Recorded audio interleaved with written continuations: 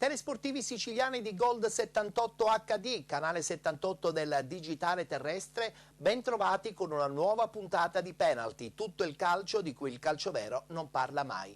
Inauguriamo la nostra trasmissione subito con le congratulazioni rivolte al neo presidente della Lega Nazionale Dilettanti Sicilia, Sandro Morgana, che prende il posto di Santino Lopresti, il quale continua la sua ascesa nel campo dirigenziale della Federazione Italiana Gioco Calcio. Infatti occuperà per il prossimo quadriennio un ruolo importantissimo. Sarà il nuovo vicepresidente vicario della Lega Nazionale Dilettanti Area Sud. A tal proposito iniziamo subito con un servizio riguardante questa elezione che si è svolta venerdì. Il calcio siciliano ha eletto Sandro Morgana presidente del Comitato Regionale Sicilia della LND per il prossimo quadriennio 2021-2024.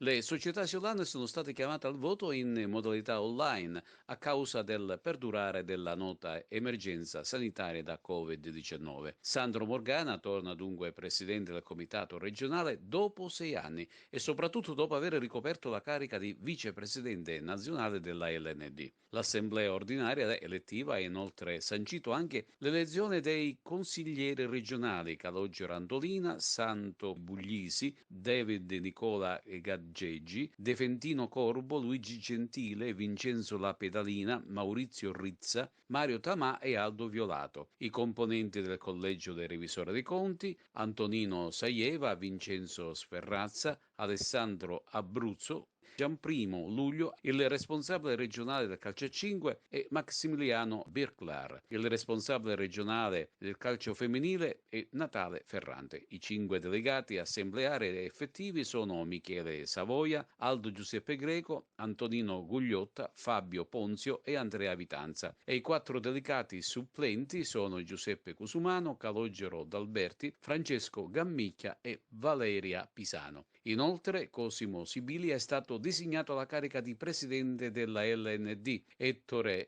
Pellizzari alla carica di vicepresidente e vicario della LND, Santino Lopresti alla carica di vicepresidente Area Sud, Stella Frascà e Daniele Ortolano alla carica di consiglieri federali nazionali, mentre Maria Rita Acciardi alla carica di consigliere federale Area Sud, Felicio De Luca, Mattia Rusciano e Cosimo Pergola alla carica di revisore dei conti della LND, Remo Luzzi effettivo e Carlo Armignacca supplente, designati quali delegati assembleari della SGS Area Sud. Una cosa che trovo alle motivazioni dentro me stesso, nei miei sentimenti, nelle cose che avevo tanto piacere di fare. Abbiamo fatto 6 anni bellissimi a Roma, così come sono stati belli gli anni del Comitato regionale. Io ritorno perché ho lasciato il cuore in Sicilia, perché ho lasciato i miei sentimenti, perché ho lasciato la passione per questo Comitato regionale Sicilia, per queste società, per queste meravigliose società che oggi hanno raccolto questo invito in questa condizione così difficile. Dobbiamo fare stamattina un'assemblea in presenza, ieri alle 2 ci è stato detto che non era possibile. Ci siamo organizzati in 24 ore, grazie ai nostri impiegati, grazie al nostro sistema che funziona, grazie al Presidente Gravina, al Presidente Sibilia, grazie a tutti coloro che in questo momento ci hanno aiutato. Siamo arrivati bene. Io credo che 222 voti validi, ho avuto 221 voti, io credo che sia stato un grande risultato, un risultato di fiducia e devo ripagare questa fiducia. Come? Facendo quello che ho sempre detto. Oggi le società siciliane mi hanno dato il loro consenso, da domani io darò tutto me stesso. Il calcio siciliano ha voglia di ritornare a giocare, purtroppo il Covid c'è, ha voglia di ritornare a giocare. La mia sfida è fare in modo che si ritorni in campo nel più breve tempo possibile. Vedremo ora dopo il giorno 15 cosa succede, vedremo dopo il giorno 15 quali saranno le condizioni, come sarà il nuovo DPCM e dopodiché ci organizzeremo. Sentirò le società, sentirò tutte le società, girone per girone, campionato per campionato, insieme programmeremo il futuro. Vediamo cosa succede il 15, se il 15 ci riaprono ci riorganizziamo immediatamente, è già tutto pronto. La attendono sicuramente tantissime sfide. Grazie a voi.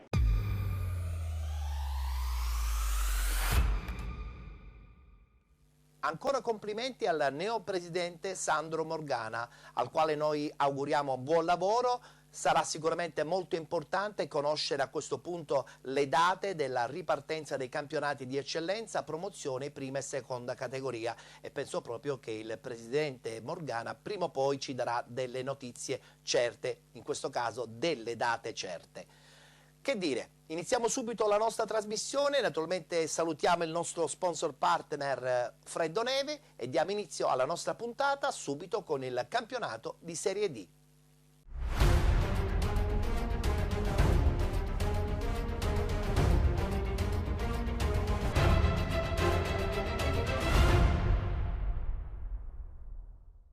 Si è giocata l'11ª giornata del campionato di Serie D, guardiamo subito i risultati. Rinviate 2 partite, Castrovillari Aciriale e Dattilo Marina di Ragusa. A Messina, Rotonda batte FC Messina 1-0, Gelbison Licata 1-1, Paternò Biancavilla 1-1. Pareggio tra Santa Maria Cilento e ACR Messina 1-1, vittoria fuori casa della Cittanovese 2-0 contro il Roccella. San Luca batte Città di Sant'Agata 2-1 ed infine Troina batte Rende 2-0.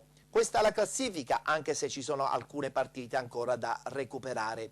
In testa rimane l'ACR Messina con 22 punti, 21 per il San Luca, 20 per Aciriale ed FC Messina, 17 per Gelbison, Licata e Santa Maria Cilento, 16 punti la Cittanovese, 15 per Biancavilla e Rotonda, 14 punti per il Paternò, 13 per il Dattilo, 12 punti il Castrovillari, Roccella 10 punti, 9 per il Città di Sant'Agata, 8 punti per il Troina, 5 per il Marina di Ragusa, chiude la classifica il Rende con 2 punti.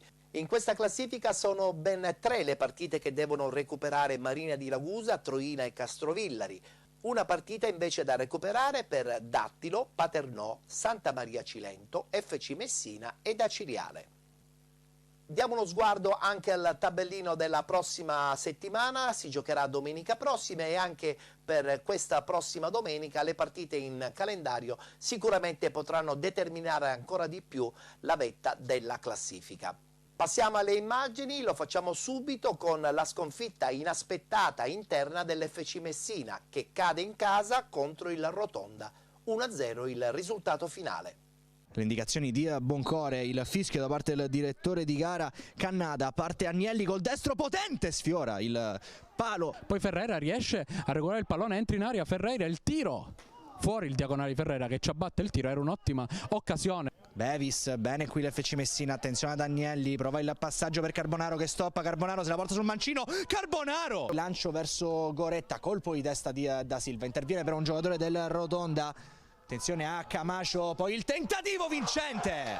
Rotonda in vantaggio, si sblocca il risultato al 36esimo, Ernesto Zampada che alla fine è arrivata per la formazione lucana. Carbonaro supera 3 uomini, riesce a crossare il pallone lungo, Coria la rimette in mezzo, il pallone è lì, c'è Garetto che cade a terra, non c'è niente per l'arbitro, qua sembrava abbastanza netto l'intervento del difensore sopra su Garetto. Non c'è spazio e c'è la fine del primo tempo, non c'è spazio per le manovre offensive della formazione di mister Rigoli, dall'altra parte invece si fa apprezzare ancora una volta Ferreira col destro il palo. Agnelli, cross dentro, colpo di testa di Marchetti, attenzione perché non c'è nulla, poi il tentativo di ricossa. Bevis in area di rigore, Bevis il pallone in mezzo, il pallone viene salvato, allora Agnelli si rialza, infatti il giocatore del Rotonda, pallone per Coria, il tiro, Polizzi. Attenzione al pressing di Palma, pallone all'indietro, il tiro rimane lì ancora una volta, clamoroso perché non riesce a calciare Ferreira, fuori Kylian Bevis intanto e dentro Lucas D'Ambros. Football Club Messina con Casella che serve Paolo Carbonaro cerca D'Ambros in area di rigore e questo non è calcio di rigore nemmeno in questo caso per l'arbitro e viene ammonito D'Ambros per simulazione. L'apertura di Da Silva, la ricerca di D'Ambros, l'intervento, la palla rimane lì, Casella nel rigore, il tiro centrale, telefonato per Polizzi. Troina, Diop qui esce dal pressing, serve Ferreira, zona tiro per Ferreira, il Rotonda ci prova, il tentativo, attenzione, finisce sul fondo, il fischio. Parte Coria sul secondo palo, Marchetti l'uscita, attenzione perché forse c'è un fallo, la sfera rimane lì, ancora un angolo. Amici sportivi, è stato un piacere raccontarvi di questa partita al Biagio Fresina, grazie per averci seguito, noi vi salutiamo e vi rimandiamo come sempre alla prossima. A fine partita, intervista con l'autore della rete che ha permesso alla Rotonda di sbancare Messina. A seguire comunque una dichiarazione del presidente Rocco Di Tommaso. Siamo con Michel Ferreira, un gol, un palo, un'altra occasionissima, certamente uno dei protagonisti di questa gara, ma tutto il Rotonda ha dimostrato di avere voglia e fame e dopo questa partita torna con 3 punti in più in classifica che sicuramente fanno morale. Sì, sicuramente complimenti a tutta la squadra, ai ragazzi e a quelli che anche non sono entrati. Penso che è lo spirito giusto, fare complimenti a tutta la squadra. Il gol poi è conseguenza del lavoro, ma sicuramente ci serve la squadra, ci serve il gruppo. Stiamo lavorando su questo, che è la strada giusta. Prendiamoci questi 3 punti con grande entusiasmo e da martedì si lavora per la prossima partita. Tutti con i piedi per terra in casa Rotonda, non c'è rischio di eccessiva euforia, anche perché ogni avversario può nascondere insidie, ma in Rotonda contro chiunque se la può giocare. No, sicuramente noi da martedì dimentichiamo questa vittoria, dimentichiamo nel senso dell'euforia, dell'entusiasmo, però mettiamoci sul piatto quello che abbiamo fatto di bene e quello che abbiamo fatto di cose negative, e quindi per riportarci la prossima domenica, e poi ogni partita per noi sarà una finale e lo spirito sarà questo da qua a fine campionato.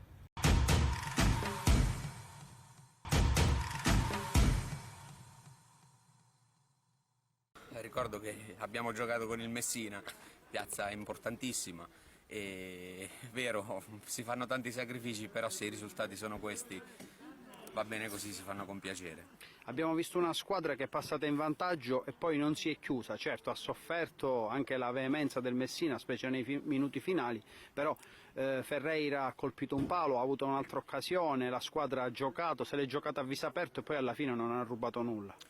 Siamo venuti qui, siamo venuti a fare la nostra partita senza paura, a viso aperto, e secondo me potevamo chiudere anche con un risultato ancora più tondo.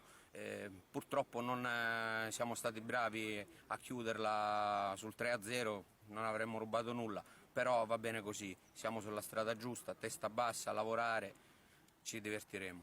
Quanto è difficile nei momenti come questi comunque frenare l'entusiasmo, perché ogni partita va affrontata come una finale, anche se comunque lo staff sta lavorando, la società è sempre compatta, attenta, forse non c'è il rischio di voli pindarici. Ripeto, ed è una cosa che dico sempre a tutti da inizio campionato, dobbiamo stare con i piedi per terra, dobbiamo lavorare, la strada è quella del lavoro, con il lavoro si ottengono le soddisfazioni e i risultati.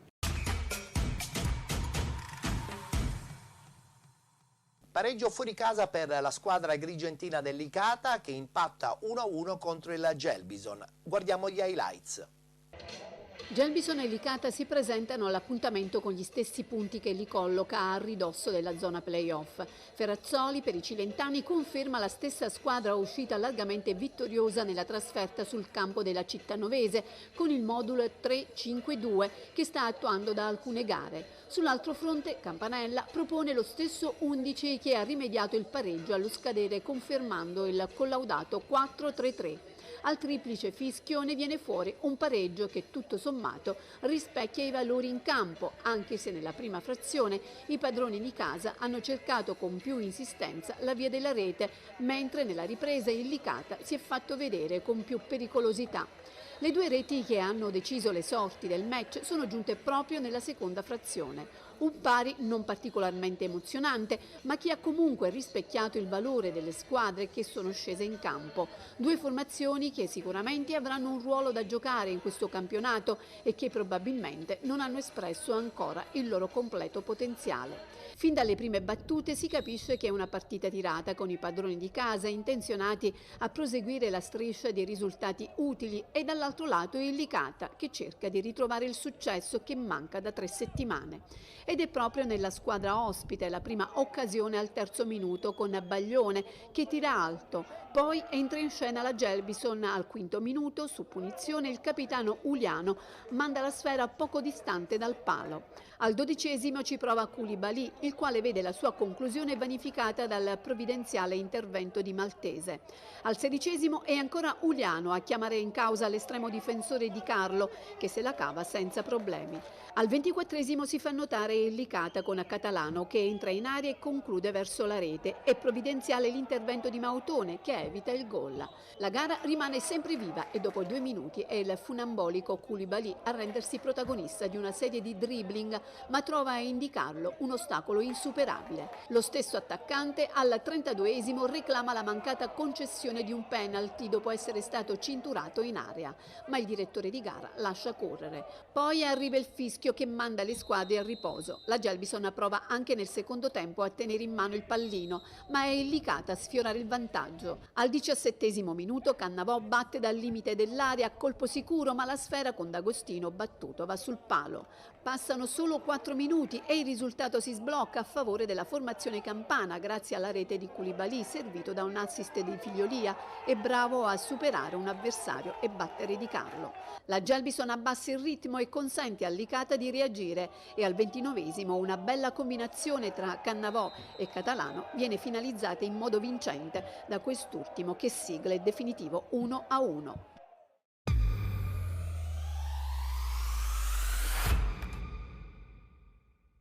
Ottenere punti nel difficile campo della Gelbison è sempre molto difficile. Complimenti dunque alla squadra di Campanella. Sentiamo comunque anche le dichiarazioni dell'allenatore della Gelbison, Giuseppe Ferrazzoli. Ma io penso che sia stata una bella partita. L'unico problema è che non c'era pubblico. Io penso che la partita è stata bella, tirata da ambedue le squadre, con attacchi da una e dall'altra parte, e devo dire che alla fine il risultato è giusto. C'è da premettere il discorso che noi anche non facevamo risultato fuori casa da un bel po'. Inizialmente c'era tutto questo timore, poi abbiamo preso il gol, abbiamo avuto nelle ripartenze abbiamo avuto la fortuna di pareggiare, e devo dire che alla fine il risultato ci ha premiato e penso che sia un risultato giusto, nulla togliendo alla Gelbison, che è una squadra abbastanza forte. Diciamo che abbiamo incontrato una buona squadra e nel secondo tempo un pochino siamo calati fisicamente. L'unico rammarico è quello che dopo aver fatto il gol non siamo stati capaci di gestire, di far abbassare un attimino i ritmi, di tenere un pochino la palla, ecco.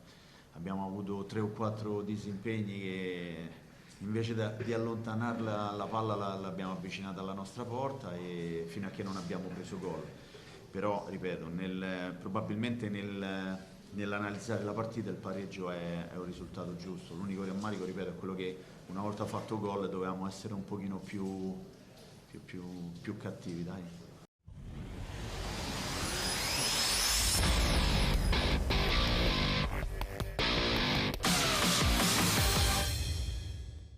E veniamo al derby tutto catanese tra Paternò e Biancavilla. La partita si è conclusa 1-1. Finisce in parità la sfida tra Paternò Calcio e Biancavilla, di scena questo pomeriggio al Falcone Borsellino, e valido per l'11ª giornata del campionato di Serie D. Partita intensa, dai tanti significati, dai vari ex di turno sia in campo che fuori, oltre alla sfida tra i due fratelli Gabriele e Giordano Santapaola, presente e futuro del calcio siciliano, che hanno divertito gli addetti ai lavori presenti. Partita da stadio pieno, lo sappiamo, ma non ci rimane che attendere tempi migliori. Risultato di 1-1 al triplice fischio, deciso in 2 minuti, con le reti di Lapiana e Lucarelli tra il 28° e il 30° del primo tempo, ma fino al 90° le squadre non si sono risparmiate. Pronti via il Biancavilla si rende pericoloso all'8° con un tiro di Santapaola, bravo a destreggiarsi, ma il pallone esce fuori di porta. 5 minuti e prima tegola per il tecnico catalano. Si fa male Fabrizio Bontempo, che esce in barella. Al suo posto entra Gianluca Raia, che si piazza al centro della difesa. Lottano le due squadre. Al 17° Peppe Viglianisi cerca il colpo a sorpresa dalla distanza, ma il tiro non procura l'effetto sperato. Al 19esimo spinge il Paternò con la piana che cerca Ionis Coris al centro dell'area, che di testa la manda alta. Qualche minuto più tardi Manuel Puglisi mette in mezzo un pallone pazzesco per Samuele Puglisi, ma che manca il tappino vincente e palla deviata in corner. Sugli sviluppi dello stesso, Raya tenta il colpo di testa che il genovese abilmente respinge. Al 20esimo l'arbitro decreta un calcio di rigore per i padroni di casa per un fallo di Pasquale Porcaro su Ionis Coris. Dagli 11 metri va Calogero La Piana che non sbaglia per il vantaggio rossazzurro. Palla a centrocampo e Biancavilla che trova il pari. Al 30esimo corner di Ancione per Lucarelli che di testa in sacco. Vuole il raddoppio il Paternò. Al 35esimo Santa Paola mette un pallone in aria che arriva alla Piana che prova in acrobazia. Al 42esimo ospiti ancora pericolosi con Viglianisi che di testa sfiora il gol. Nei minuti di recupero altra tegola per il tecnico rossazzurro. Paternò in 10 uomini per l'espulsione di Raya per un fallo su Santa Paola. La squadra di Pitadella con l'uomo in più cerca di spingere, ma il Paternò si difende sempre con ordine. Al 59esimo tenta l'avanzata del Biancavilla, ma Mazzotti salva, liberando l'area di rigore con esperienza. Non demorde il Paternò, che al 63esimo non approfitta della ghiotta occasione. Puglisi serve a Coris, che di testa la manda fuori di poco.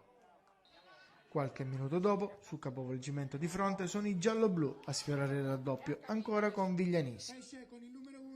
Al 70esimo Aureliano entra in campo, al posto di Scapellato. All'80esimo arriva l'azione più turbolenta del match. Il Paternò chiede un rigore per un tocco con un braccio in area del Biancavilla, ma l'arbitro lascia giocare. Sul proseguo dell'azione, nonostante il portiere a terra, gli ospiti continuano a giocare, sfiorando il gol tra le proteste. Nei minuti di recupero, l'ultima azione è del Biancavilla, con un tiro di Leonardi al 92esimo che va fuori di poco. Martedì il Paternò si raduna in vista del match di domenica prossima contro il Marina di Ragusa.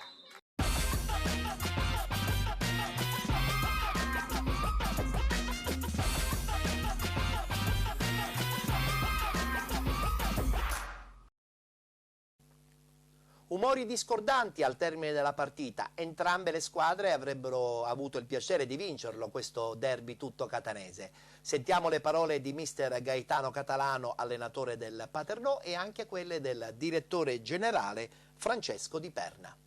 È venuta fuori una partita che non ti aspetti, sapevamo che era una partita difficile, però perdere già dopo qualche minuto buon tempo, subito dopo perdere Raya, non è stata facile. Abbiamo avuto l'opportunità di fare gol, siamo riusciti ad andare in vantaggio, su una nostra distrazione l'abbiamo subito il gol, però devo dire che i ragazzi hanno fatto una grande prestazione, perché poi fare tutta la seconda parte in 10 non era facile, invece hanno fatto bene tutto quello che gli è stato detto nello spogliatoio e alla fine credo abbiamo portato a casa un risultato di parità che è un risultato importante per noi. Assolutamente, ma io dico a prescindere che ho 9 over, poi per me tutti i ragazzi sono ragazzi importanti, ragazzi in cui ci posso contare, come ho fatto a Messina, come ho fatto oggi lì in mezzo al campo, che poi alla fine è entrato anche Aureliano, quindi eravamo più under in campo che over quasi. E quindi devo dire che stanno facendo abbastanza bene, e questo devo dire che grazie al gruppo, perché ha lavorato bene fino adesso, ha fatto crescere anche questi ragazzi. È anche vero che adesso domenica abbiamo delle defezioni, vediamo un attimino martedì se riusciamo a recuperare magari Truglio, Di Stefano, valuteremo un attimino con la società quello che c'è da fare. Però io devo dire la verità, non mi sono mai fasciato la testa in questo senso, non l'ho fatto neanche a Messina, non lo faccio neanche oggi, perché i ragazzi hanno fatto abbastanza bene, stanno crescendo e si stanno ritagliando il loro spazio, e credo che oggi si sia visto. Naturalmente non era facile continuare poi tutta la seconda parte in 10, devo dire che tutti hanno fatto un grandissimo lavoro, quindi i complimenti vanno ai ragazzi, al gruppo, perché vuol dire che sta lavorando bene. Vediamo col direttore un attimino di fare un po' il punto della situazione, vedere quello che magari ci può servire e subito, perché già da domenica c'è un altro scontro diretto e naturalmente mancando quasi tutta la difesa dobbiamo un attimino sopperire con qualcosa. Sicuramente non di cambio. Ma questo io non voglio dire nulla, perché non mi piace parlare dell'operato degli arbitri, non l'ho fatto neanche domenica, però sono 2 settimane che ci hanno tolto qualcosa. A Messina avevamo raggiunto il pareggio al 95esimo, che era regolare. Oggi magari su un calcio di rigore non dato, su una ripartenza che poi, se vediamo col portiere a terra, mi sembra che è anche fuori gioco, se non ricordo bene le norme, e quindi se subivamo gol era veramente una beffa. Però non mi piace parlare di queste cose, però è giusto un attimino che bisogna un attimino anche farsi sentire, per capire che anche noi ci siamo una bella realtà e abbiamo anche bisogno noi di essere rispettati.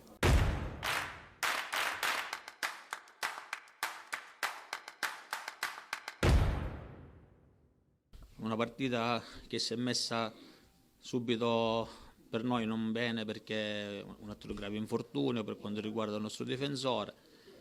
Subito dopo abbiamo avuto anche l'espulsione a metà del primo tempo, un'espulsione diciamo alquanto dubbia, e quindi siamo stati costretti a giocare tutto diciamo, il secondo tempo e metà del primo tempo in inferiorità numerica. Comunque i ragazzi hanno dimostrato carattere, abbiamo fatto un'ottima partita e abbiamo giocato a palla, a calcio l'abbiamo giocato. Per questo li voglio elogiare questi ragazzi, perché hanno dato l'ennesima prova di carattere e di impegno. Sì, non siamo messi bene su questo campo, sul campo degli infortuni non siamo messi bene, però i ragazzi, ripeto, anche quelli che hanno sostituito oggi, chi mancava l'ha fatto in modo molto egregio, ha dimostrato di poter giocare, scendere in campo e poter sostituire degnamente i ragazzi, i suoi compagni, quindi su questo noi dobbiamo superare questo momento, ma siamo molto fiduciosi perché la squadra, ripeto, ha dimostrato anche oggi di avere il carattere giusto e l'impegno giusto. Ma guarda, se io preferisco parlare della partita sia di oggi, quella di domenica, abbiamo fatto 2 ottimi incontri, perché se dovevo parlare degli arbitri non rifiuto anche di fare l'intervista a questo punto, non voglio neanche parlarne, pensiamo a giocare noi, non ci possiamo abbassare diciamo, a queste cose, perché se dovrei dire qualche parere sulla terna arbitrale di domenica scorsa e questa, preferisco non parlarne, preferisco impegnarmi, concentrarmi sulle prossime partite e sul lavoro.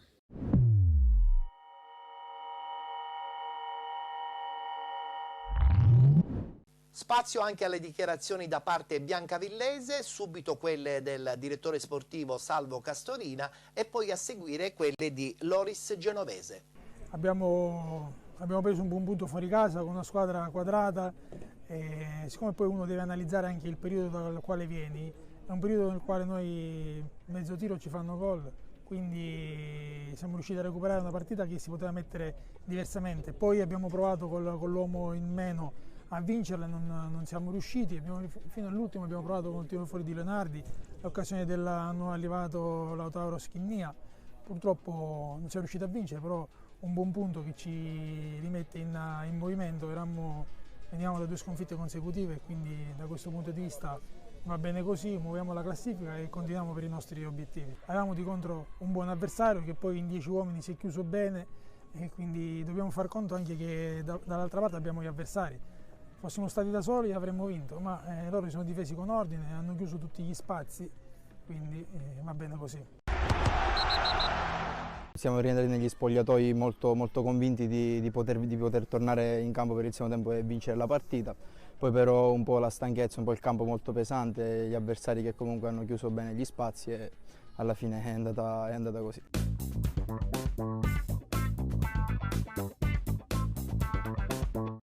Si ferma contro il Santa Maria Cilento la striscia di vittorie consecutive per l'ACR Messina, che comunque torna a casa con un pareggio 1-1. La Polisportiva Santa Maria torna al Carrano dopo il pari esterno ottenuto sul campo di Licata nel giorno dell'Epifania, e così come era accaduto al Dino Liotta di Licata 1-1 termina così anche la sfida contro l'ACR Messina, stesso punteggio dunque tra le 2 compagini che oggi si sono affrontate a viso aperto sul rettangolo verde dello stadio Antonio Carrano.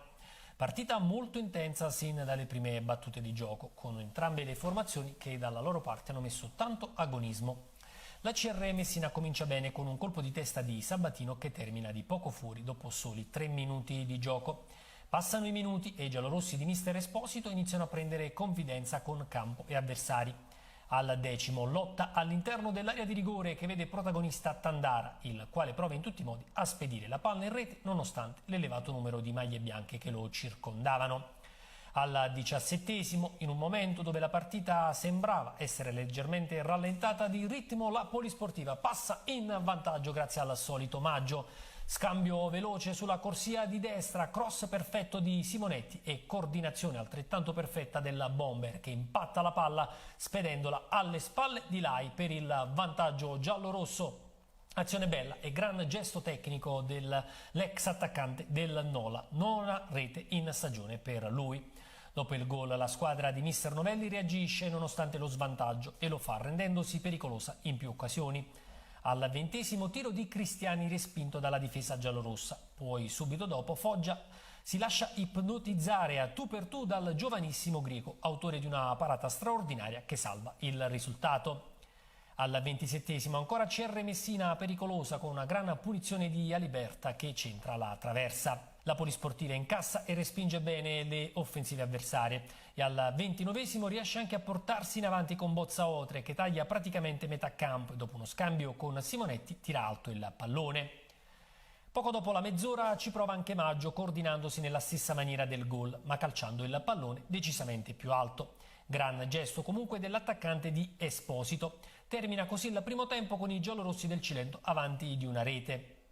La ripresa parte subito col botto, protagonista ancora una volta la CR Messina e Grieco. Al primo giro di lancette grande intervento dell'estremo difensore giallorosso su Cristiani, autore di un tiro dalla distanza. Sui sviluppi del corner è lo stesso Cristiani a sfiorare il gol. Pochi minuti dopo, al 50° ancora protagonista Grieco, prima su Cristiani e poi su Cretella, dove ha praticamente tolto la palla sulla linea della porta. Altro grande intervento del portiere classe 2002 che salva il risultato e mantiene i giallorossi della Cilento in vantaggio. Dopo un avvio scoppiettante la gara si placa leggermente dal punto di vista agonistico, ma a fare la partita sono sempre i siciliani, con la Polisportiva che difende a denti stretti il vantaggio. Al 73° altro squillo di Aliperta, ma oggi sulla strada della CR Messina c'è un super Grieco che si allunga e devia in angolo nonostante la conclusione. Al 92° arriva la beffa per la Polisportiva Santa Maria. La CR trova il pari con Crisci, bravo a farsi trovare pronto sull'ennesima respinta di Grieco. La squadra di Esposito ha stretto i denti alla grande fino alla fine, ma gli sforzi offensivi dei siciliani sono stati ricompensati negli ultimi minuti di gara. Quando la gara sembrava praticamente finita, i giallorossi hanno una ghiotta opportunità di portarsi nuovamente in vantaggio con Capitan Campanella che fa praticamente 80 metri di campo, ma il suo colpo di testa è salvato miracolosamente da Lai. Un pareggio in ogni caso che mette in evidenza ancora una volta quanto di buono sta facendo la squadra allenata da mister Esposito, che sale così in classifica, quota 17.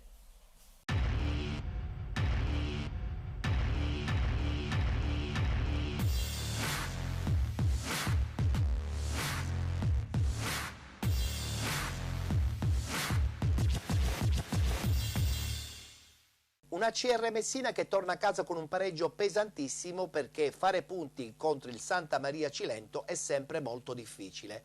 Sentiamo le dichiarazioni di Gianluca Esposito, allenatore del Santa Maria Cilento, e anche quelle del portiere Giovanni Greco. Una prestazione molto positiva da un punto di vista del gioco nel primo tempo, di grande sofferenza, impegno e attaccamento nel secondo tempo. Però penso che poi se avessimo vinto saremmo stati un po' in debito con la fortuna e il Messina avrebbe potuto recriminare per le occasioni che ha avuto, quindi un pareggio che ci va benissimo contro una squadra forte, forse una corazzata sicuramente è la squadra che ha tutte le possibilità della più accreditata per la vittoria finale del campionato. Mister, con il brivido finale però di poterla anche vincere, perché quando Lai ha tolto quella palla che si stava infilando all'angolino, insomma. Sì, Ciccio avrebbe meritato il gol solo per l'allungo di 80 metri fatto al 94esimo. E vincerla con gol del capitano sarebbe stato un finale bellissimo. scritto dal miglior sceneggiatore sulla piazza. No, ripeto, una partita bella comunque, tra due squadre, io penso due squadre forti. E contento anche per il risultato finale. Chiaramente, ripeto, c'è un po' di amaro in bocca perché è arrivato a 1 minuto e mezzo alla fine, ma penso che sia un risultato giusto. Mister, e poi c'è stato un episodio molto particolare sul quale la panchina dell'ACR e anche i calciatori hanno protestato. Lei come l'ha visto? Dove Grieco, a prescindere se la palla fosse entrata o meno, questo insomma è difficile stabilirlo, però è stato straordinario, a parte che la sua partita è stata straordinaria. Sì, io chiaramente ero a 70 metri dalla porta e vedere se la palla è entrata di 1 centimetro o no è praticamente impossibile. Era impossibile per noi, era impossibile per tutti quelli che non stavano in linea o che non stavano a 1,5 metri dalla palla. Quindi se la mia visuale non mi permetteva e non mi permette di giudicare, credo che nemmeno la visuale di tante altre persone non permetteva a nessuno di giudicare. E una parola vorrei spenderla, mister, anche per Grieco, ma per fare un ragionamento insomma più vasto anche sull'importanza che hanno gli under in questa squadra. Lo stesso Citro oggi non è partito dal primo minuto, ma quando è entrato si è fatto trovare pronto, e anche gli altri ovviamente, Lambiasi e così via. Sì, noi abbiamo un parco under, ma una rosa in generale che è valida in tutti i suoi elementi. Oggi sulla carta di quella che potrebbe essere o potrebbe sembrare più una formazione titolare c'erano almeno 4-5 persone diverse, ma è la filosofia con cui è stata costruita questa squadra, cioè tutti possono giocare titolari, tutti possono stare in panchina, tutti possono stare in tribuna a tifare, quindi io non sono sorpreso della prestazione di Giovanni proprio per niente. Mister, un'ultima cosa, superati 2 scogli difficili, la Polisportiva è sempre lì e adesso calendario alla mano, insomma un percorso che dovrebbe essere più in discesa per i giallorossi, una classifica che si può fare ancora più interessante. Adesso abbiamo altri 24 scogli difficili, perché io non ritengo che ci siano squadre facili da affrontare in questo girone.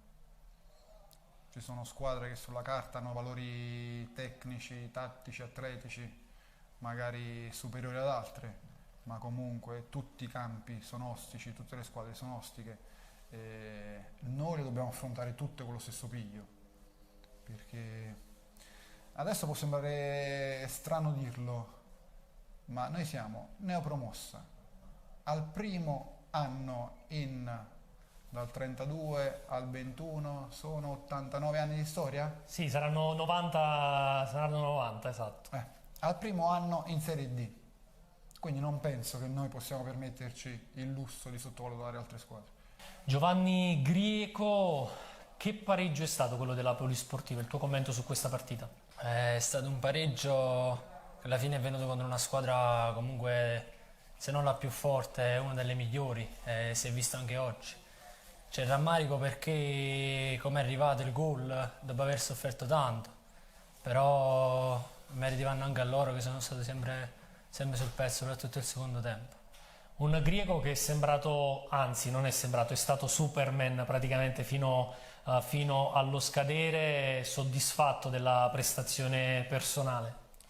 Soddisfatto sì, perché comunque dietro queste partite, perché alla fine è il mio compito, sta dando lavoro, dando sacrificio, come tutti i ragazzi della squadra che facciamo. Poi quando vengono queste prestazioni è normale che ci sta felicità. Peccato per il pareggio arrivato così, perché sarebbe stata una buona vittoria. Però è andato così e dobbiamo pensare già alla prossima adesso. C'è stato un episodio particolare nella ripresa nel quale tutti hanno protestato che volevano il gol, i calciatori dell'ACR Messina.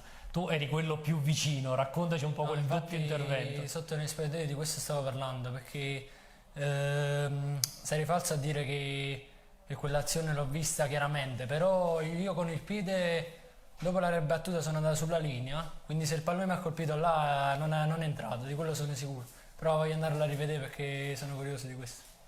Una classifica della Polisportiva che si fa sempre più interessante, merito di tanto lavoro che questa squadra sta facendo con la guida di mister Esposito.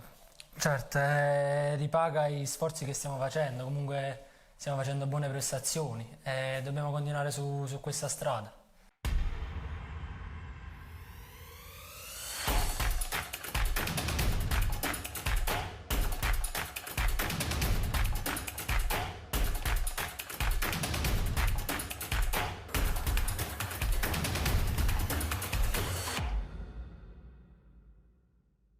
Cambio alla guida tecnica della cittanovese, in settimana è stato esonerato Pietro Infantino, al suo posto il suo vice Graziano Nocera, che addirittura va in campo questa domenica e batte il Roccella per 2-0.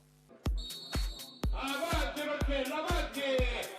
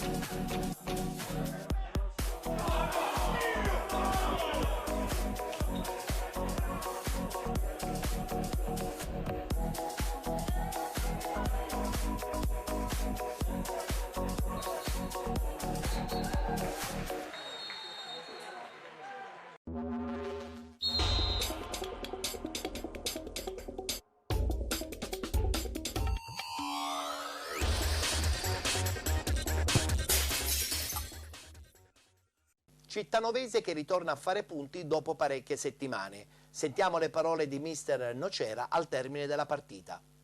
Veniamo da una situazione di classifica dopo la sosta di 10 punti per il Roccella e 0 per la Cittanovese. Quindi oggi era come se affrontassimo una squadra che ci superava di 10 punti.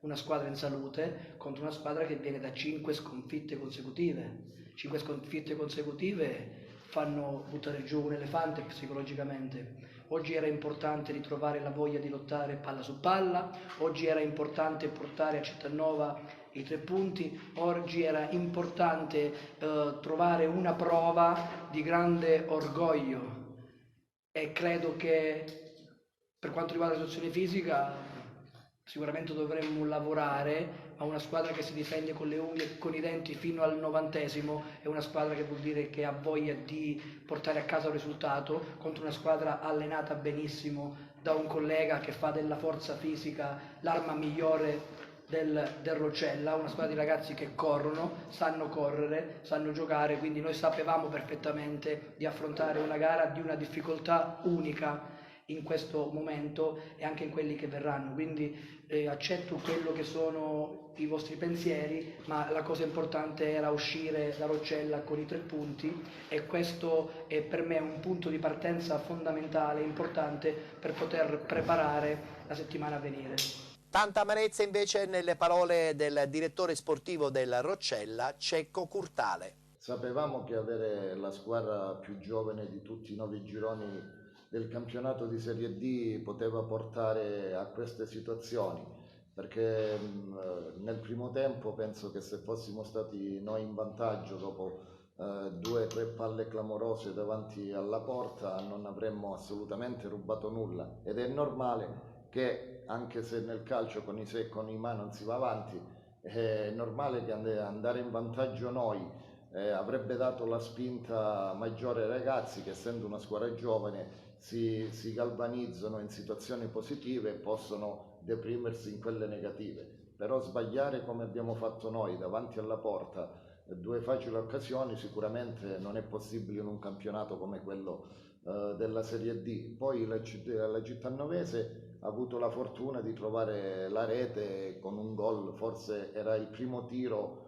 dopo 35 minuti che effettuavano in porta. Hanno avuto la fortuna, poi nel secondo tempo una squadra esperta, quindi con mestiere, prendendo falli tattici, interrompendo spesso il gioco, sono riusciti a portarla su un binario che volevano, che era quella di interrompere praticamente spesso il gioco. Poi hanno fatto il 2-0 su un grave errore nostro, perché i loro difensori, c'è qualcuno che ha giocato pure in Serie C, buttava sistematicamente la palla in fallo laterale, invece i nostri ragazzi, alcune volte qualcuno crede di essere Scirea o Baresi, nell'azione del secondo gol è stato un gol regalato completamente. È normale che a quel punto sul 2-0 diventa tutto più difficile, e ripeto, non bisogna colpevolizzare i ragazzi, bisogna elogiarli. È normale che il mister fa bene a sottolineare gli errori che sono stati fatti, che in primis quelle della non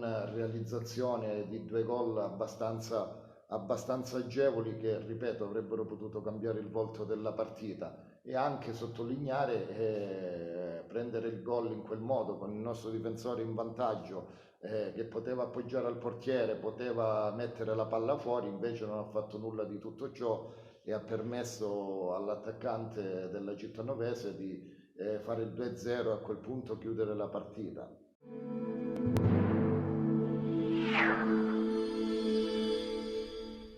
Cambio tecnico anche alla guida della città di Sant'Agata. Via Ferrara, al suo posto arriva Giampà, che comunque non ottiene punti al suo debutto in panchina in questo campionato di Serie D. Torna infatti sconfitto dalla partita contro il San Luca per 2-1. Bentrovati con l'11ª giornata del campionato di Serie D. Il San Luca, sempre più sorpresa di questo girone I, ospita il Città di Sant'Agata, formazione di mister Cozza, reduce dal pari esterno sul campo del Troina e con tante assenze nella formazione odierna. Dall'altra parte il Città di Sant'Agata dà il benvenuto a mister Giampà dopo l'esonero di mister Ferrara, dopo l'1-0 in casa contro il Roccella. Parte meglio il San Luca, 7° minuto, calcio di punizione per Alessio Leveque, il pallone messo in mezzo viene respinto, si avventa Giampaolo che cerca questo tentativo che però termina sul fondo. Al 12° il pallone viene perso stavolta da Giampaolo, prova allora a riversarsi in avanti il Città di Sant'Agata, tentativo di Aveni che però è facile preda di Scuffia, ancora Città di Sant'Agata, il pallone dalla sinistra viene messo in mezzo, sfiora il gol del vantaggio Favo. Al 29esimo c'è un fallo da cartellino giallo per Spinaci, segnatevi questo episodio, sarà pesante nel corso della partita. 32esimo doppio cambio, fuori Giampaolo esordiente, ricordiamo in maglia San Luca, dentro Giaimo, fuori anche Marchionna per Selpa. 33esimo calcio d'angolo, c'è una mischia in mezzo, l'ultimo tocco è di Bruzzaniti, il San Luca in vantaggio, la sbloccata poco dopo la mezz'ora la formazione di Mister Cozza, sfruttando al meglio un corner, ma arrivano anche le brutte notizie in casa calabrese, perché 3 minuti dopo, al 35esimo, il San Luca resta in 10 uomini, azione insistita sulla sinistra da parte della Città di Sant'Agata, l'intervento da parte di Spinaci merita, secondo il direttore di gara, il secondo giallo, e dunque San Luca che chiude in 10 uomini questo incontro. Al minuto 42 però la formazione di Mister Cozza prova ancora a cercare il gol con Pelle, il suo tentativo con il mancino da tiro da fermo trova solamente il fondo. Un minuto di extra time e poi il duplice fischio, San Luca che conduce sulle Città di Sant'Agata grazie al gol realizzato da Bruzzaniti. Occhio però, perché in 10 uomini la formazione di Mister Cozza per l'espulsione, per il doppio giallo rimediato da Spinaci, tutto pronto per il film della ripresa che si apre al minuto 50 con l'occasione per il Città di Sant'Agata, il tentativo di girata di Cicirello, trova ancora una volta Scuffia. Minuto 52, nemmeno mezz'ora in campo per Selpa, al suo posto il giovane Arcuri, deve trovare un equilibrio diverso adesso la formazione di Mister Cozza dopo l'espulsione di Spinaci. A fine primo tempo la partita si addormenta per larga parte della ripresa, poi si accende incredibilmente all'86esimo cost to cost da parte di Bruzzaniti che salta un avversario 1 contro 1 con 1 in secondo, riesce a saltarlo Bruzzaniti, entra in area, cade, calcio di rigore per il San Luca che può dunque chiudere la partita, può trovare il 2-0, che vorrebbe dire a oggi secondo posto in classifica. Parte Pelle e trova il primo gol in Serie D con la maglia del San Luca, lui il numero 7, non sbaglia dal dischetto, rigore perfetto per Pelle. Poi il rinvio di Scuffia, siamo al minuto 90, trova direttamente Alessio Levegue al limite dell'area, Levegue cade ancora ed è secondo calcio di rigore, clamoroso quello che sta succedendo tra San Luca e Città di Sant'Agata. Parte il tentativo, errore dal dischetto, clamoroso da parte di Alessio Levegue, ma non è finita perché ci sono 3 minuti di recupero e al terzo arriva l'affondo da parte del Città di Sant'Agata, cross da parte di Aveni, tentativo di girata, qui braccio largo di Arcuri, il direttore di gara indica per la terza volta in questo match il dischetto. Sul punto di battuta si presenterà il capitano della Città di Sant'Agata, Cicirello, che affronta Scuffia col mancino, lo spiazza e lo batte 2-1 tra San Luca e Città di Sant'Agata. Termina così il match che vale il secondo posto in classifica ai calabresi, che ormai si sono scrollati di dosso il titolo di sorpresa, diventando sempre più una certezza di questa Serie D. Non inizia bene invece Giampà sulla panchina del Città di Sant'Agata. Un cordiale saluto e alla prossima. Prima di vedere gli highlights della partita vittoriosa del Troina 2-0 contro il Fanalino Rende, sentiamo le parole di Nunzio Calogero, direttore generale della Marina di Ragusa, ancora una volta fermo purtroppo per il Covid. Noi come società stiamo cercando di limitare il più possibile questi, anche in futuro questo, perché se già abbiamo utilizzato fino ad ora un protocollo interno addirittura più rigido rispetto a quello imposto dalla FIGC, significa che dobbiamo ancora di più stringere ed evitare determinate dinamiche, perché al Marina il Covid, le positività sono state portate da fuori, da ambienti esterni, perché è sempre capitato quando i ragazzi giustamente poi rientravano nelle loro abitazioni per 1 o 2 giorni, o come è capitato quest'ultima volta per le festività natalizie. Questo lo cercheremo di evitare, vediamo come abbiamo parlato con i ragazzi, cercheremo di farlo e vedere di cercare di chiudere all'interno di una bolla di sapone, tra virgolette, gli atleti. Sì. Gli atleti, quindi questa è la situazione. Stamattina abbiamo oltre le 3 positività, stamattina sono stati svolti i tamponi per gli altri 7 ragazzi che avevamo in quarantena in quanto contatti stretti degli ultimi 2 casi positivi. Domani dovremmo avere la risposta, se la risposta è quella che speriamo, ovvero che tutti i ragazzi sono negativi, da settimana prossima, da lunedì, potremmo avere quasi tutta la rosa a disposizione, a parte i 3 casi positivi.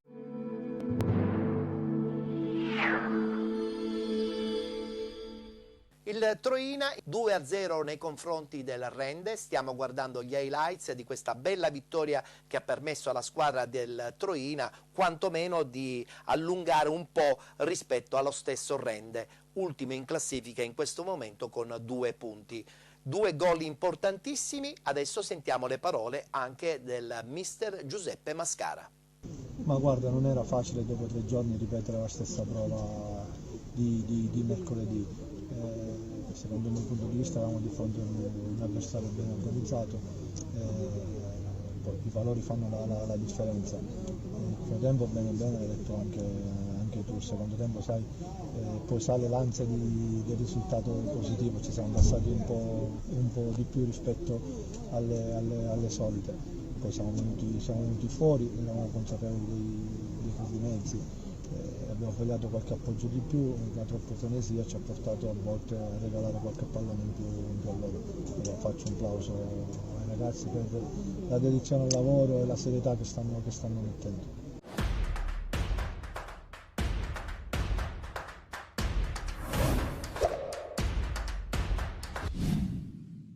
La zona alta della classifica sempre più ingarbugliata in questo girone I del campionato di Serie D. In testa momentaneamente ancora la CR Messina, al secondo posto la sorpresa San Luca e poi al terzo l'FC Messina e la Ciriale che debbono recuperare comunque una partita. Infatti la Ciriale questa domenica non ha giocato, deve recuperare ancora data da destinarsi la partita contro il Castrovillari. Sentiamo adesso il punto di Giampaolo Montineri.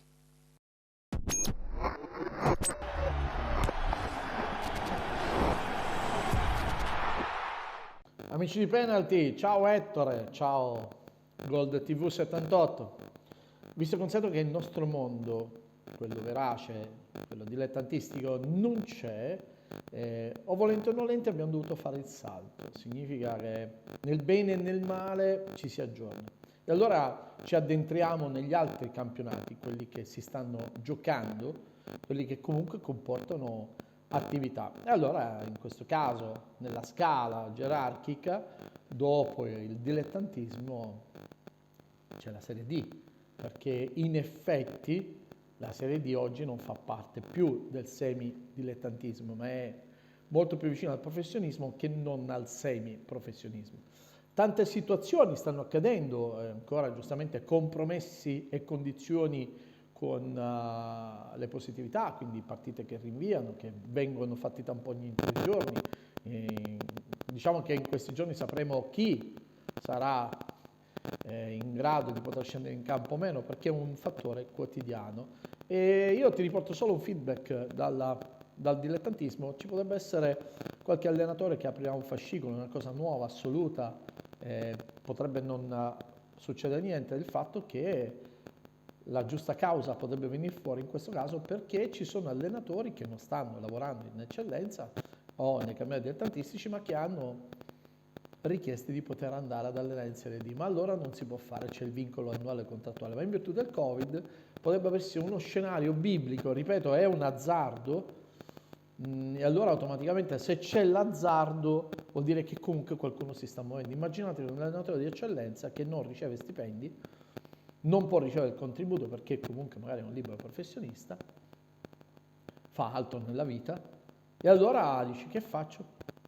Faccio avvertenza all'allenatore o attivo qualcosa di diverso? E in questo caso, insomma, potrebbe nascere questa, la giusta causa, quindi lasciare l'incarico di eccellenza, la giusta causa che ti porta a continuare l'attività di allenatore in Serie D. Ma attenzione, lì poi ci sono i cavilli, ma sei uno che ha il testino da allenatore professionista o no, hai completato tutti gli iter, sei in grado, c'è la possibilità, sono tanti aspetti, ma è una vera e propria provocazione. Si è giocata l'11ª giornata, tra virgolette, la metto, perché comunque siamo ancora all'11ª giornata, pensate, e comunque ci sono squadre come il Marina di Ragusa ed il Troina che ne devono recuperare 3. Cosa colpisce di questa giornata? Colpisce che le squadre che le partite, quelle 2 partite non sono giocate, quasi è stato un beneficio per chi comunque, insomma, stile Ciriale, no? Di fatto che magari recupera mentalmente la sconfitta e il pareggio in casa, non bene? Quindi la trasferta a Castrovillari potrebbe essere pesante per poi dover affrontare l'FC. Invece in questo modo hai qualche giorno in più di tempo, puoi anche operare nel mercato, è arrivato Viscovi dal nord, difensore centrale, e ti prepari alla sfida con l'FC Messina, che ne esce male. Diciamo che ne escono male un po' le siciliane, ma anche nel bene e nel male, comunque con dei compensi o degli scompensi. Dove nascono i compensi, che sono le vittorie del Troina, il pari esterno di Licata, inizia a dar peso al pari esterno, cosa che con il fatto del nuovo calcio, quello che perdi in casa provi a guadagnartelo fuori, cosa che sta facendo perfettamente Rotonda di Boncore, di Davide Boncore, il palermitano, che ogni volta che scende in Sicilia, lui è palermitano, ma allena in Rotonda, ma ogni volta che fa la rotonda sul mare, sullo stretto di Messina e viene in Sicilia, sta facendo danni, perché insomma si è portato via una vittoria esterna ed un pari esterno, quindi il Rotonda severo, un Rotonda che dà fastidio alle avversarie, quindi chi deve incontrare il Rotonda deve incontrare una squadra che è rognosa dal punto di vista organizzativo, ma anche rognosa dal punto di vista della voglia e la determinazione di chi va in campo. La classifica dice ACR Messina in testa, San Luca secondo, e sono le due squadre che hanno gli 11 partite giocate, quindi in regola. E allora a questo punto dico tranquillamente che è un campionato serrato. Abbiamo perso la storia del Bari, abbiamo scritto la storia del Palermo. Questa stagione è una stagione totalmente diversa, ambigua e complessa. La stagione è serrata.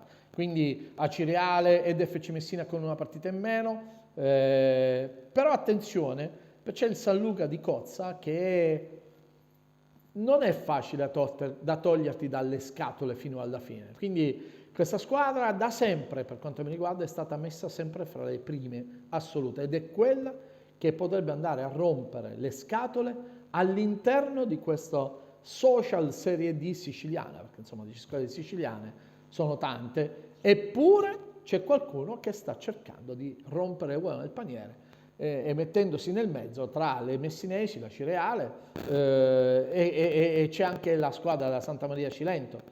Sono squadre fastidiose. La Serie D ora, d'ora in poi, da gennaio in poi, è il vero campionato.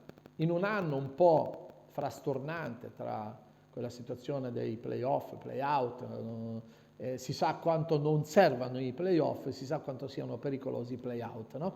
Giù in fondo però, ecco, ciò che viene fuori è il Rende che sta per concludere il suo ciclo di questa gestione negli anni, che ha toccato anche la Lega Pro, e lo si vede con 2 punti dopo 11 partite. Diciamo che in un certo senso durante il Covid il Rende non è cambiato nel suo stato d'animo, quindi è un cuscino, mettiamola così. Però potrebbe dar fastidio poi con l'orgoglio, va bene, di chi lo affronta per essere leale e onesto fino alla fine, e allora quando si determineranno veramente i punti di classifica, quelli veri, nelle ultime 7-8 giornate, si dovrà tener conto del Rende, va bene, e di come si va in Calabria ad affrontare questa squadra. Quindi il pari tra Biancavilla e Paternò, lì amicizie, incroci, territorio molto piccolo, e poi chiudo con gli esoneri, gli allenatori che non hanno vissuto la domenica in panchina, quindi Infantino Cittanovese, Pasquale Ferrara Sant'Agata, eppure lo scossone del Troino con Peppe Mascara, che alla prima, quella infrasettimanale, non ha ottenuto risultati. La vittoria in casa del Troino è importante dal punto di vista proprio salutare.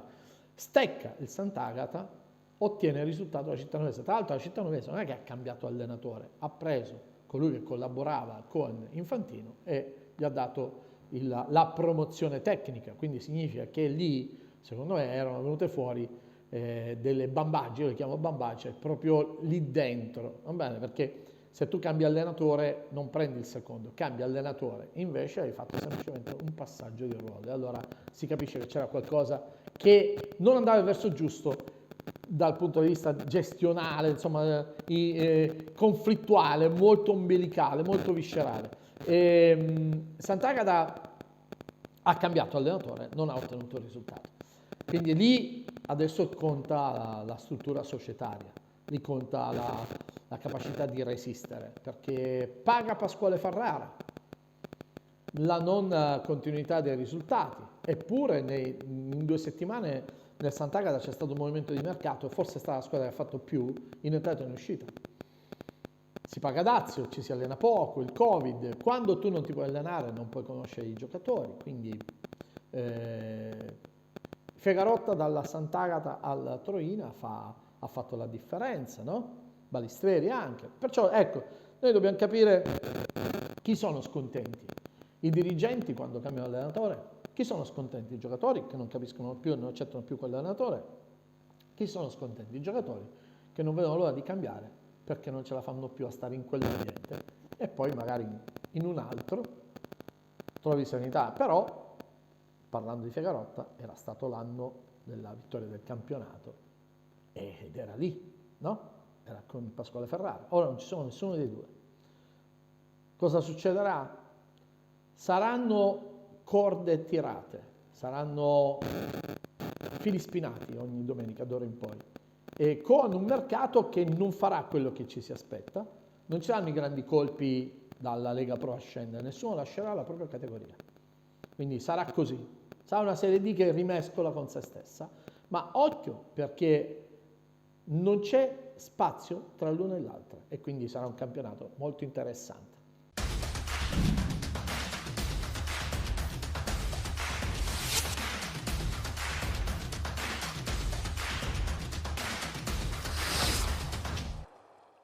Voglio ritornare di nuovo a parlare delle elezioni della Federazione Italiana Gioco Calcio Lega Nazionale Dilettanti. Si sono svolte anche le elezioni per quanto riguarda il presidente nazionale e anche per questo prossimo quadriennio è stato confermato Sibilia.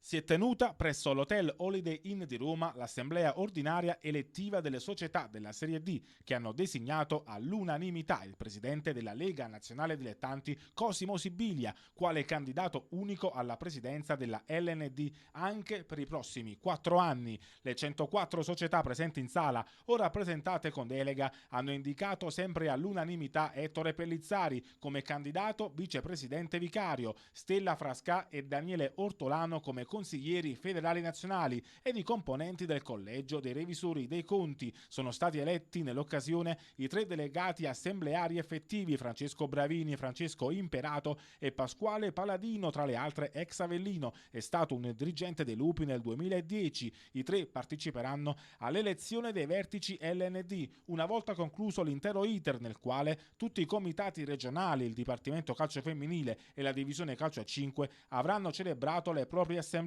esprimendo le proprie indicazioni. Le società hanno inoltre votato all'unanimità la conferma della disputa dei playoff e dei playout secondo la formula consolidata, il posticipo al 13 febbraio della ripresa del campionato juniores e il prolungamento della collaborazione con Sport Radar per il contrasto al match fixing e per il monitoraggio dei flussi anomali legati alle scommesse. È un riconoscimento che mi riempie di orgoglio, un attestato di stima da parte delle società del campionato di punta della LND. La Serie D è una competizione strategica nello scacchiere del calcio italiano perché rappresenta il punto di incontro nevralgico tra l'universo professionistico e quello dilettantistico. Sono state queste le prime parole di Cosimo Sibilia. Hanno partecipato inoltre all'assemblea il coordinatore del Dipartimento Luigi Barbieri, i componenti del Consiglio ed il segretario Mauro De Angelis, il consigliere federale in quota LND Stella Frascà, i disegnatori della CANDI e della CAI Andrea Gervasoni e Dino Tommasi.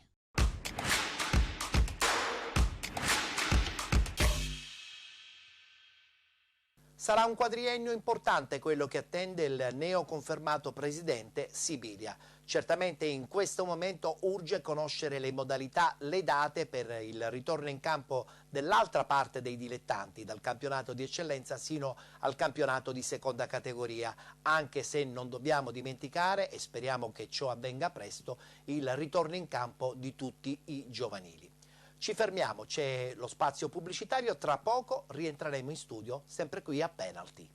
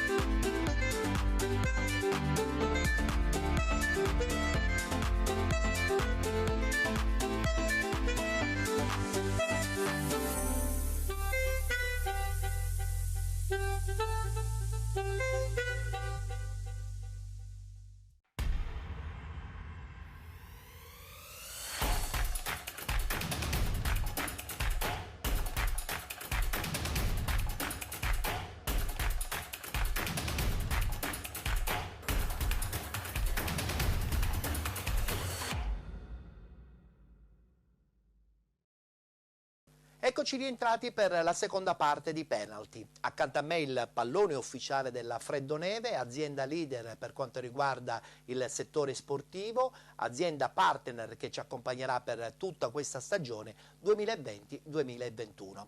Questa seconda parte viene subito inaugurata con un doveroso omaggio a Paolo Rossi. La scorsa settimana, a distanza di un mese, abbiamo giustamente dedicato una clip a Diego Armando Maradona e ci è sembrato doveroso farlo anche per il nostro Pablito nazionale. Io non mi sono preparato il discorso né niente, non ho niente, però sono parole che mi escono veramente dal cuore. Io non credevo di avere veramente un'accoglienza del genere e forse solo adesso mi sto rendendo conto di quello che abbiamo fatto, di quello che abbiamo combinato. Abbiamo vinto un campionato del mondo, però in certe circostanze, in certe situazioni la gioia è tanta, però non si riesce a capire fin dove può arrivare la felicità anche degli altri e la felicità che forse abbiamo fatto provare a tanti italiani e a tanti sportivi. Io dico che un pezzo di Coppa del Mondo penso che rimanga anche qua a Prato. L'augurio, no, chiedere di più adesso, fra 4 anni penso sia impossibile. Certo, rivincere è una gioia, è una soddisfazione, è una speranza alla quale tutti noi abbiamo naturalmente sempre di ripetere le imprese che abbiamo già fatto. L'augurio mio è che fra tanti ragazzi che ci sono qua, spero che in futuro sì, un ragazzo o qualcuno di voi possa avere quelle soddisfazioni che ho avuto io, tenere alto il nome di Prato e diventare magari un futuro campione del mondo. Allora ripercorriamo a ritroso quegli anni d'oro. L'82 è un anno d'oro davvero nel vero senso della parola, perché nello stesso anno campione del mondo, capocannoniere del mondiale e pallone d'oro, l'unico ad aver fatto tris come Ronaldo nello stesso anno. Perfetto, non hai sbagliato niente, è una cosa di cui vado orgoglioso ovviamente e non sono traguardi semplici da raggiungere proprio nello stesso anno, fra l'altro, ma quell'82 è stato per me davvero un anno magico, un anno in cui è strano anche se vogliamo, perché la mia poi è tutta una carriera molto particolare che non è fatta solo di traguardi raggiunti, di vittorie, ma anche di capitomboli, di precipizi. La mia è una carriera fatta di alti e bassi, però quell'anno, davvero l'82, è stato un anno straordinario, anno in cui sono arrivato sul tetto del mondo, vincendo tutto quello che si poteva vincere. Noi con lei, quanto le sono costati a livello di sacrifici questi traguardi? Ma se uno fa il professionista i sacrifici li deve fare, se no fare il professionista significa davvero rinunciare a molte cose, però nella rinuncia diciamo che c'è talmente tanta la passione che le rinunce diventano quasi come bere un bicchiere d'acqua, cioè fanno parte un po' della tua vita e non senti che queste siano un peso. A me per esempio non mi è mai pesato il fatto di non aver vissuto la gioventù come tutti. Ho iniziato dai 14 anni, 15 anni, 16 anni a fare il professionista e quindi fare il professionista significa avere orari, avere un certo tipo di alimentazione, fare la vita da atleta, cioè tutta una serie di cose che me le sono portate per tutta la carriera. Però uno se le porta anche volentieri, cioè non sono cose a cui ho rinunciato e dice vabbè ho rinunciato al fatto di non andare dove, di non fare la discoteca come ragazzi o di non aver potuto vivere la gioventù in un certo modo, no, l'ho vissuta così forte, intensa e così con tanta passione che davvero parlare di rinunce no, significa anche no. Insomma. Disciplina, insomma, al primo posto però grandi soddisfazioni. Sì. Lei ha iniziato a giocare a calcio all'età di 9 anni nel Santa Lucia, poi nel 1972 l'ingresso nella Juventus. Sì. Si ricorda chi la notò per primo, chi vide in lei questo talento e lei ci credeva nel suo talento? Molto, perché dunque i talenti, così come nei bambini, si notano già dai 10 anni, anche 7, 8, 9, 10 anni. Poi è difficile poter dire che quel bambino o quel ragazzo arrivi a fare il professionista, questo non è mai facile, a meno che non sia davvero un campione straordinario o già dall'età di 15-16 anni si intraveda che è un fenomeno. Però insomma già da bambino avevo sicuramente del talento, perché se non hai del talento difficilmente arrivi a raggiungere certi traguardi, certi obiettivi.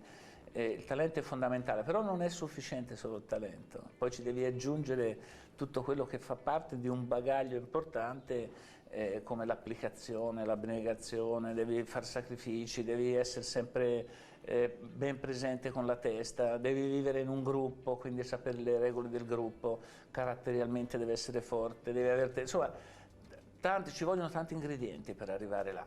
E all'epoca c'era un signore che si chiamava Luciano Moggi, che faceva il responsabile del settore giovanile della Juventus, e lui mi notò in un torneo a Chieti con la Cattolica Virtus. Io ho giocato per 4 anni a Firenze in questa società e mi segnalò subito alla Juve.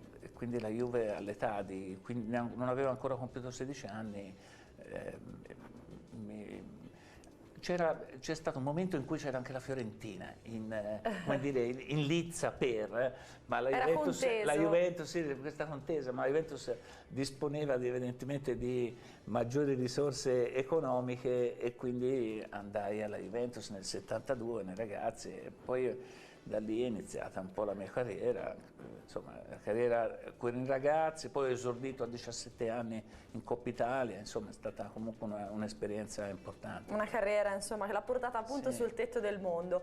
Tornando alla notte magica dell'82, che poi è un po' il cuore della nostra intervista, quella notte incredibile, che cosa ricorda immediatamente? Un flash, un'immagine, un aneddoto di quella serata speciale? L'immagine più forte che ho è quella a fine partita, a fine finale. L'11 luglio finisce la partita, ci consegnano la Coppa del Mondo, scendiamo in campo per fare il giro di campo con la Coppa del Mondo, tutti abbracciati. Io a un certo punto mi prendono dei crampi, mi sono dovuto fermare, ho fatto mezzo giro, poi mi sono buttato sotto un cartellone pubblicitario e ho avuto fortuna in quel momento, perché ho alzato la testa e ho visto questo stadio di Madrid pieno di bandiere italiane. È stato un momento incredibile, cioè mai come in quel momento mi sono sentito fortemente italiano. Si sente la patria, l'attaccamento alla propria nazione, al proprio paese, e in quel momento ti senti davvero di rappresentare tutti. È stata una sensazione straordinaria. Straordinaria. Sì. E negli spogliatoi che aria si respirava prima anche di quella finale? Perché ricordiamo, il mondiale era partito un po' in sordina per la nostra squadra. Gli azzurri poi riuscirono invece a battere le grandi favorite, le grandi squadre, ed arrivare a questa finale in maniera incredibile. Che cosa si diceva negli spogliatoi? Ma dunque, l'inizio di quel mondiale non è stato certamente brillante, ma un po' diciamo perché abbiamo speso il minimo, abbiamo fatto il minimo indispensabile per poter passare alla fase successiva. Poi siamo capitati in un girone di ferro con l'Argentina, che era campione del mondo, e il Brasile dell'82, che era forse una delle squadre più forti di tutti i tempi. E quindi in quel momento lì non avevamo più granché da perdere e ce la siamo giocati faccia a faccia. E la prima partita di quel gironcino contro l'Argentina, che abbiamo vinto 2-1, ci ha detto in qualche modo che eravamo in grado di poterci stare lì, e quindi quella è stata la svolta di quel mondiale. Abbiamo preso fiducia, più consapevolezza delle nostre capacità, della nostra forza, e poi quella partita col Brasile è stata una cosa incredibile. Credo che davvero neanche se uno l'avesse in qualche modo sceneggiata così sarebbe venuta fuori così bella, con colpi di scena continui fino all'ultimo secondo, con Zoff che para la palla sulla linea, cioè una cosa. Il destino era dalla vostra parte. In quel momento io penso che se il Brasile avesse pareggiato non avremmo fatto il quarto, se loro avessero fatto il quarto non avremmo fatto il quinto. E era veramente, credo, destino che l'Italia vincesse quella partita lì, perché in quel momento, in quel giorno, eravamo davvero quasi formidabili. La quadratura perfetta del cerchio, della situazione. Da Prato invece che cosa le dissero subito dopo la vittoria? Si telefonava, ma non si telefonava, non c'erano gli smartphone, non c'erano gli smartphone, ma si andava, ci si metteva in fila in albergo, me lo ricordo ancora, e si cercava di chiamare a casa, e io ogni tanto lo facevo ovviamente, e da casa sentivo le urla, le voci, perché la mia casa lì a Santa era Lucia stata circondata da una marea di pratesi in festa. Io ho ancora tutte le foto, davvero c'era un entusiasmo, mio papà che si barricava dentro perché c'erano tutti i tifosi, salivano sul tetto del garage e arrivavano e prendevano un pezzo del giardino di terra, lo mettevano dentro un sacchettino per ricordo e scappavano. E i suoi genitori che cosa le dissero immediatamente, o gli amici più cari? Erano felicissimi, ovviamente, cioè c'era una gioia davvero incontenibile, anche se loro, i miei genitori, sono sempre stati molto cauti, molto tranquilli, non è che fossero esagitati, però mio padre in particolar modo era un appassionato di calcio, appassionato di sport e soprattutto dell'Italia. Le disse qualcosa? Sì, no, bravo. Gioia, sì, va bene, questo sì, senz'altro, ma mi faceva sentire sempre la gente che stava nei dintorni della casa, e c'era, ma come si usa solitamente, c'era l'usanza durante le partite di ritrovarsi intorno a tutti gli amici, e quindi di vivere la partita insieme, di condividerla un po' con tutti, quindi immaginiamo in quei momenti quanta concitazione, però anche quanta gioia. Al ritorno a Prato fu ancora grande festa, abbiamo visto delle immagini esclusive dai nostri archivi di TV Prato, sì. L'accolsero come un imperatore. Io ho fatto un po' come fa il Papa di solito quando va sul pulpito e dà la benedizione, così ho fatto a Palazzo Pretorio. L'allora sindaco era Lohengrin Landini, sì. Che fece anche una cosa molto carina, perché portò a Madrid il giorno della finale mia mamma e mio fratello Rossano, e li accompagnò proprio lui, e quindi mi vennero a trovare prima della partita fuori Madrid, dove stavamo in albergo, e ci scambiai 4 chiacchiere molto velocemente, però mi fece molto piacere, insomma, perché questo attaccamento a Prato, la città in cui nasci, la città in cui hai origine, è quella da dove sei cresciuto soprattutto, e ti porti dentro sempre immagini, flash, amici, situazioni, la scuola, insomma tutto quello, la famiglia, tutto quello che c'è te lo porti sempre dietro, le radici te le porti dietro. E per me Prato è tutta la mia gioventù, ci sono stato fino a 16 anni, tutta la mia adolescenza, ho un ricordo bellissimo, veramente. Poi quando trovo in giro, vado in giro per il mondo, ogni tanto trovo qualcuno di Prato, è come se davvero ritornassi a casa, cioè l'incontro è percepito, è sempre piacevole. Sì. E velocissimo invece un passaggio sul presidente Pertini, questa grandissima Pertini era un personaggio straordinario, è venuto a trovarci prima della finale in albergo, ha voluto parlare con tutti uno a uno, e mi ha detto: guardi Rossi, lei stia attento perché questi tedeschi sono forti, la mise in guardia. Mise in guardia col presidente, non si preoccupi, stia tranquillo che li salto, sono talmente veloce e rapido che li salto. E lui partecipò a quel mondiale un po' come il primo dei tifosi, non venne neanche come il Presidente della Repubblica.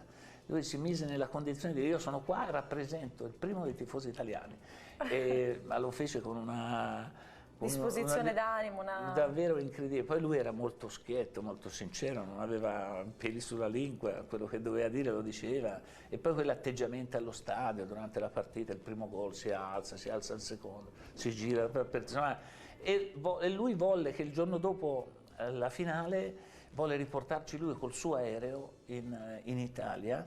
E lì vediamo l'immagine mentre... C'è l'immagine, la famosa partita a Scopa con Zoff, Berzot, e poi tutti al Quirinale a mangiare da lui. E sembrava un bambino, così compiaciuto, così divertito anche la cosa. E a fine pranzo ci disse: ragazzi, questo è il giorno più bello da quando sono Presidente della Repubblica. Insomma, è stato un personaggio che ci ha accompagnato alla fine in questa meravigliosa avventura. Mondiali di ieri, mondiali purtroppo di oggi che ci vedono esclusi, ecco, sì. Molto amaro in bocca. Che cosa si sente di dire al riguardo? Purtroppo è andata così, e è frutto anche di una generazione che è cambiata rispetto a tipo 5-6 anni fa, e noi non siamo stati in grado di stare al passo, non abbiamo sfornato in questi 5-6 anni dei campioni altrettanto bravi come li avevamo, non so, i Pirlo, i Totti, Del Piero, cioè questi qua oggi non li abbiamo, e non li abbiamo sostituiti adeguatamente, e quindi quando tu non hai dei grandi campioni che riesci a recuperare subito, sono frutto di generazioni diverse. In questo momento stiamo attraversando un momento di impasse. Abbiamo dei ragazzi sicuramente interessanti, ma che vanno, come dire, vanno fatti entrare dosando un po' le loro capacità. Non bisogna, oggi stiamo vivendo un periodo in cui c'è bisogno di ricostruirla questa squadra. Non dobbiamo forse avere una fretta immediata e aspettare un pochino, perché il progetto, a mio avviso, va un po' portato sui prossimi europei che ci saranno fra 2 anni, e quindi non bisogna avere fretta di avere subito risultati importanti, ma far crescere i ragazzi adeguatamente e ritrovarsi con una nazionale fra 2-4 anni per i prossimi mondiali in grado di essere all'altezza. Tempi maturi per tornare a dire speriamo tutti quanti campioni del mondo, davvero. Speriamo davvero, lo possiamo dire, noi siamo 4 volte campioni del mondo, perché l'ultimo l'abbiamo vinto nel 2006, davvero chissà che se ce la facciamo a rivedere per la 5ª volta l'Italia campione del mondo.